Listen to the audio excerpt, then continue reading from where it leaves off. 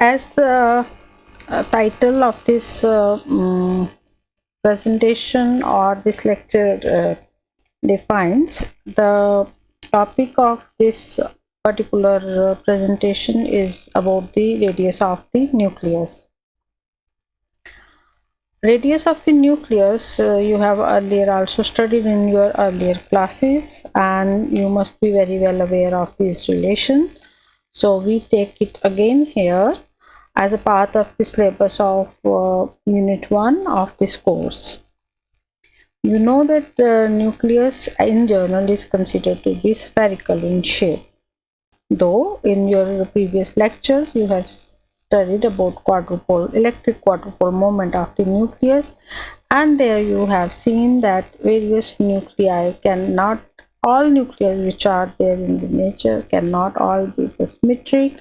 It depends upon the electric quadrupole moment or how the charge is distributed inside the nucleus. Even then, to determine the nuclear radius, we assume that nuclear charge is spherically distributed inside the nucleus, or you can say nuclear charge is distributed uniformly inside the nucleus, and then nuclear density is a constant with distance r. That is, as you move away from the center of the nucleus, towards its edges, you find that you have almost constant density of the charge or the mass inside the nucleus. So talking about a nucleus, its mass density is defined as mass of the nucleus divided by volume, where mass is equivalent to mass number, and so you have A upon V. And since this is a constant quantity, you can easily write that volume is proportional to mass number. From geometry, we know that volume is 4 by 3 pi r cube.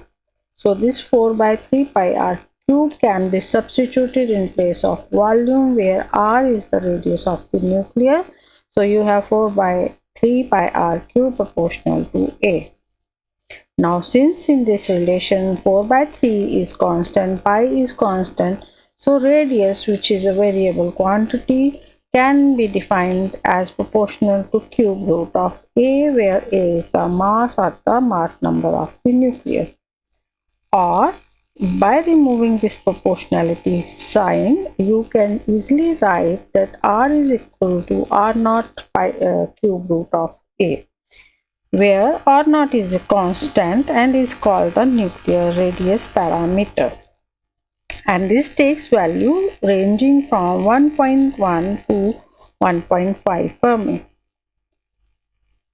So if you take the radii of various nuclei and their mass number as cube root of A along the x-axis, you find it to be a line, and the gradient of this line defines the R naught, which is called the nuclear radius parameter. Okay, so here I'm just a minute.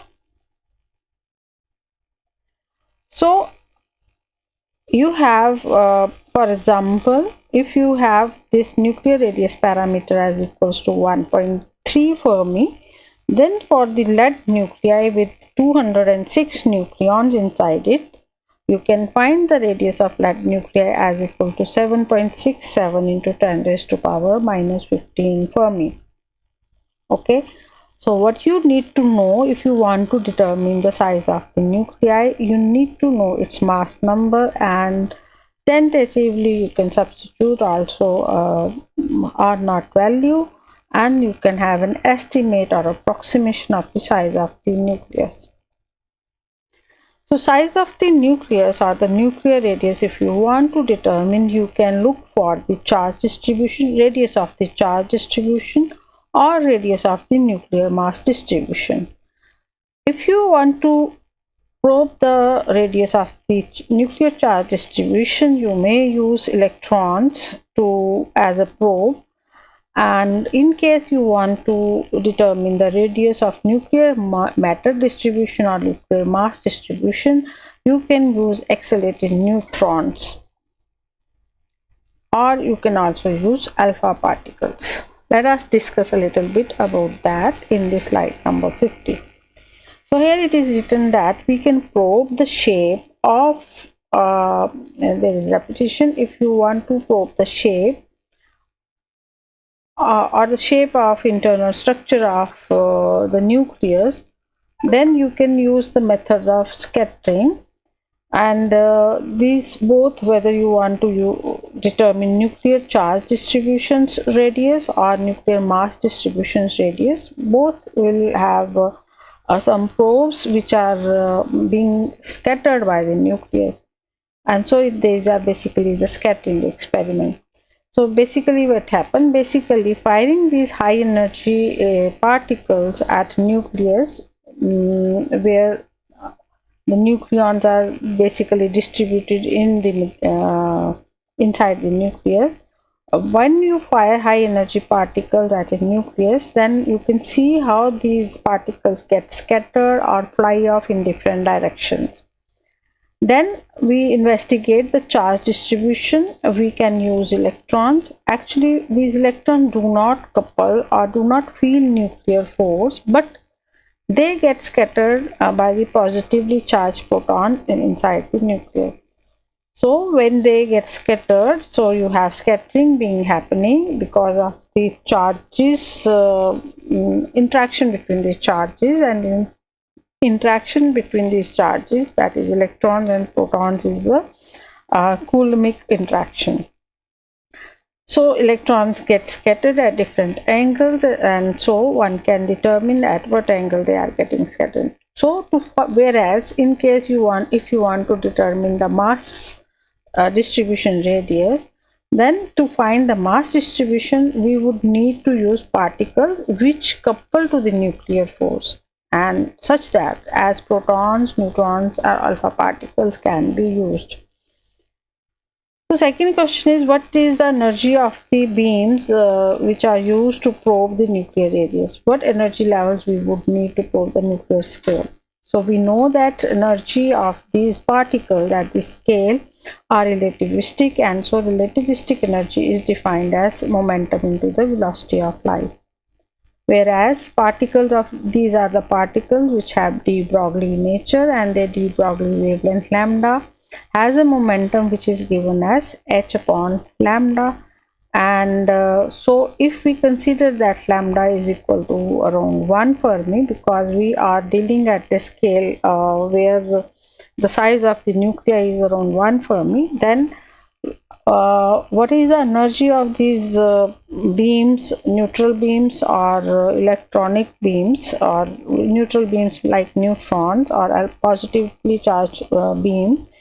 If you have these beams, what should be their energy? Because these will be probing at the scale of 1 Fermi, that is the wavelength of the beam should be around 1 Fermi, and energy will be given by hc upon lambda. And you make proper substitutions for hc and lambda, then you get that the energy of these beams should be around 1 giga electron volts. This also shows that higher energies are needed to probe the smaller scale.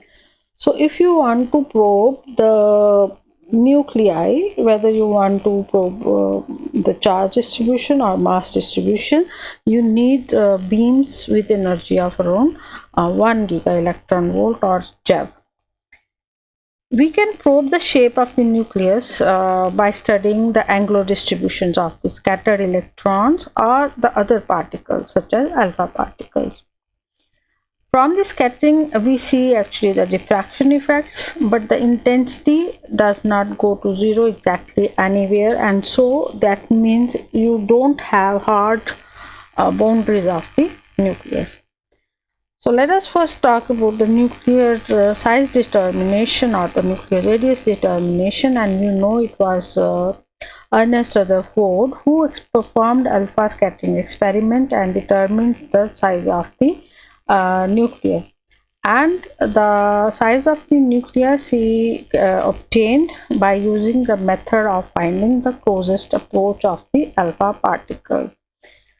This picture shows here the schematics of the Rutherford's experiment, which you are very well aware of.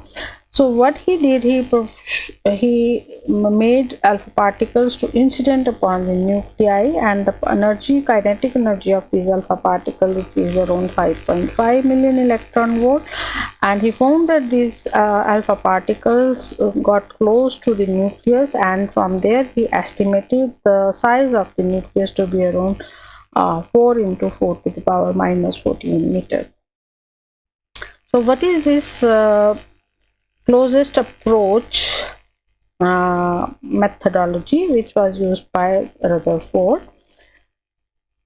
So if we have a larger angle of scattering, we say that closer is the approach of the alpha particles to the nucleus. We determine in this method, Rutherford determined the distance of closest approach. What is the distance of closest approach? It is the distance up to which the closest distance to the nucleus up to which the alpha particle goes, and it is a point at which the kinetic energy of the alpha particle becomes zero and potential energy is maximum. And it determine at this point, if we can determine the point at which the system goes near the nucleus where this happens, that the kinetic energy gets converted into the potential energy, then we can have an estimate about the nuclear size. So if we consider that d is the distance of closest approach, then at this distance d from the point where kinetic energy is equal to the potential energy, that means kinetic energy gets converted into the total potential energy, then this distance d from this point to this point is called as the distance of closest approach.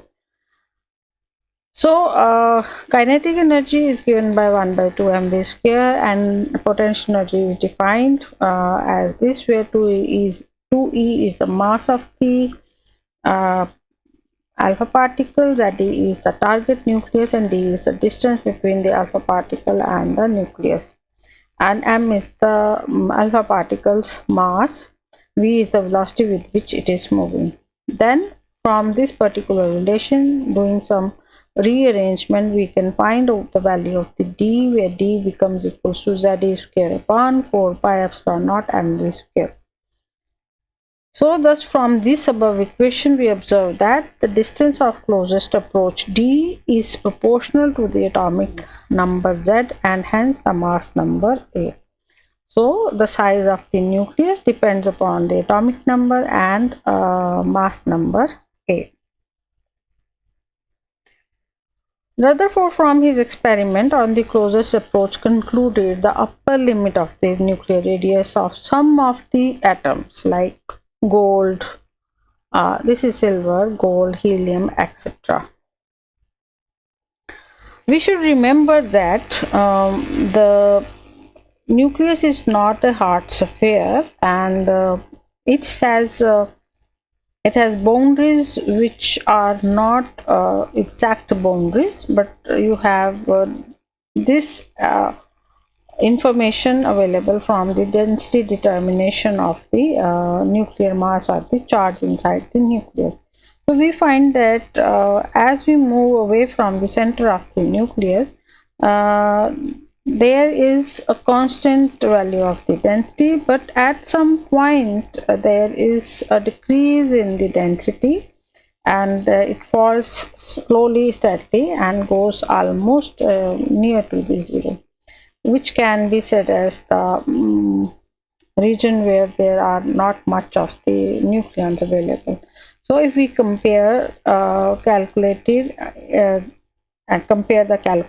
and experimental radii for nuclei, we find that there is an area around the edges of the nucleus where the density of nuclear matter decreases towards zero, but that the central part is roughly of constant density.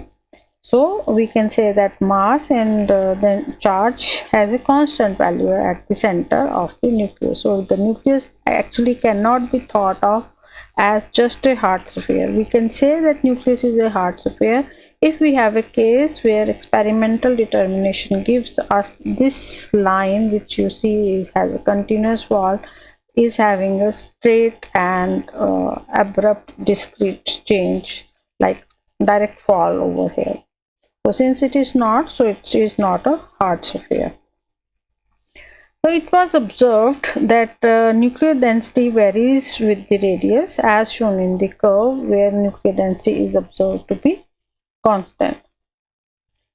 So if we look for the mass density distribution for the various nuclei, it has been observed that as for various nuclei, if we take the radius along the x-axis and density along the y-axis in terms of kilogram per meter cube, then you have for various nuclei the value of the mass density almost constant, almost same for various nuclei. For example, you see this calcium, the mass number of calcium is smaller than cobalt, and cobalt's mass number is less than indium, and that of the gold.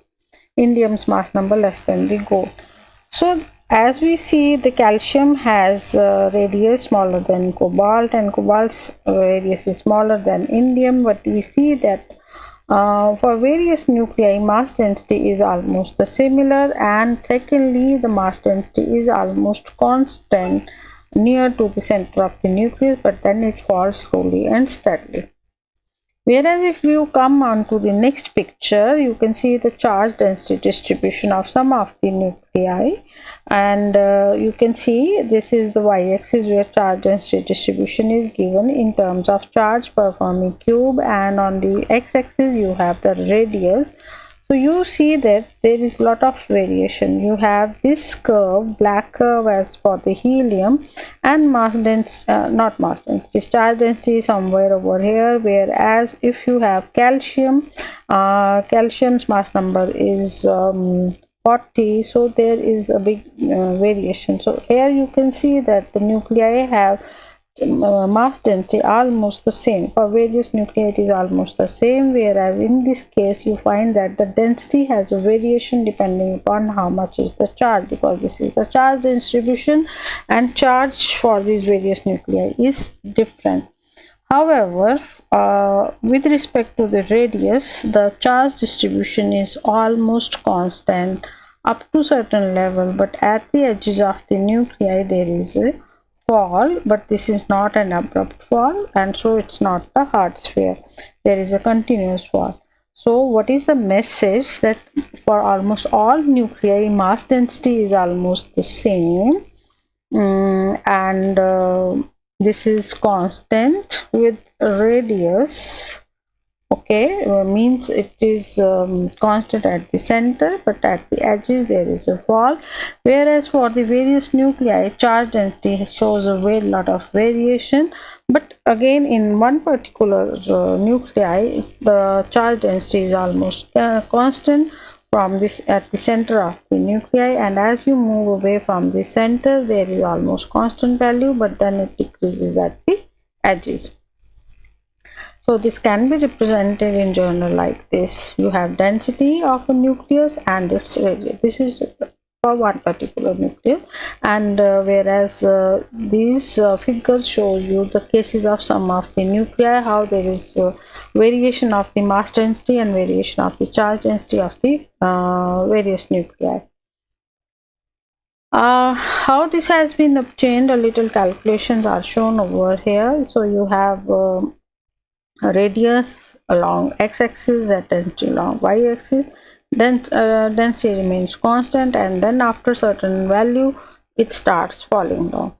So mass density is what it is, mass upon volume. So nucleus has a mass density rho, which is mass divided by volume. Mass is 3 times number of nucleon into mass of one nucleon. So why 3? Because volume is 4 by 3 pi r cube, and r is the radius, and it is equal to r naught into cube root of a.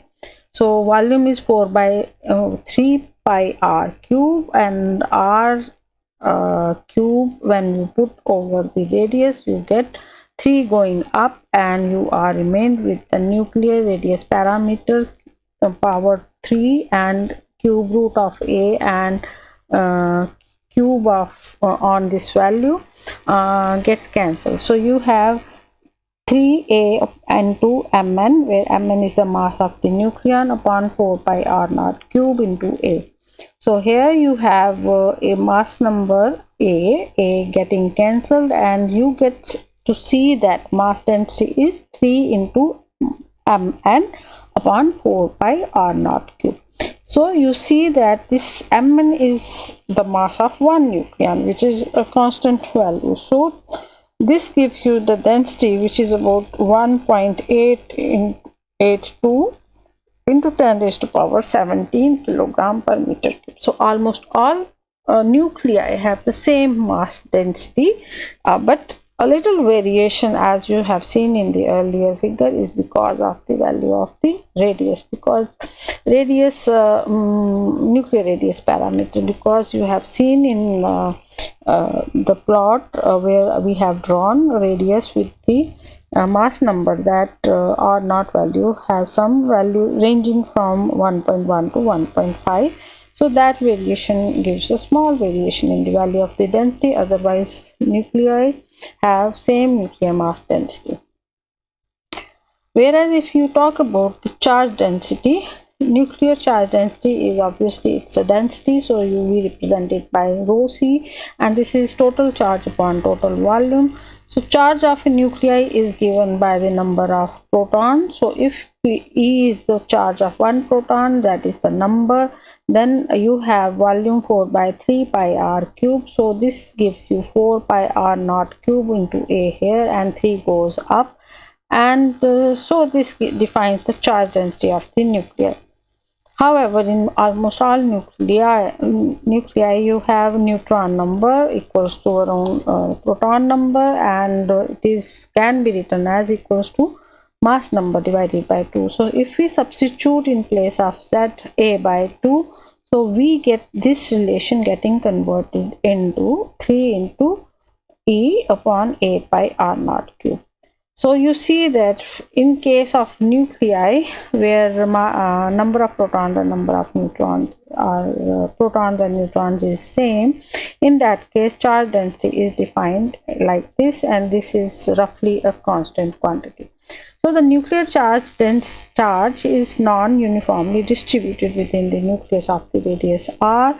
The charge density is dependent only on the radial distance r from the center of the nucleus, as is shown in the figure. So we have different methods to determine the mass density and the charge density. So we have seen that you can use electrons, or you can use neutrons or alpha particles to determine charge density and mass density. So other thing which you have learned is about the formula for calculation of the radius of the nucleus. So here I give you a very small assignment to estimate the value of the mass number and also to identify the nucleus if you are given that its radius is 3.46 Fermi, and R naught, the nuclear radius parameter, is given as 1.42 Fermi. The other assignment which is given to you is about the calculation of the energy of the alpha particle, which is emitted by americium 241, and that energy which is given is 5.48 million electron volt. You have to find out the closest distance the americium alpha particle can approach to a gold nucleus. So you are given the energy of the alpha particle and you are given the target nucleus, which is the gold. So you have to find out the closest distance up to which this alpha particle goes to the gold nucleus. Okay, so this is all what we discuss about the size of the nucleus in this chapter, and a little more information on this I will pass on to you as a study material in the LMS itself.